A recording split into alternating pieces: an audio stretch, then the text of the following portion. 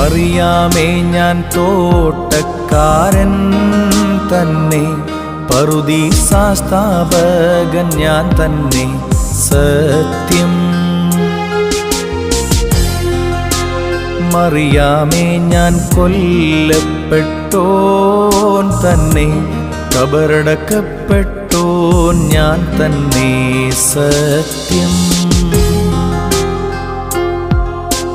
സർവ്വത്തിൻ ജീവൻ ഉയർപ്പും ഞാൻ തന്നെ, സ്പർശിക്കരുതെന്നെ ഞാൻ പിതൃഭാഗെ പോയില്ല.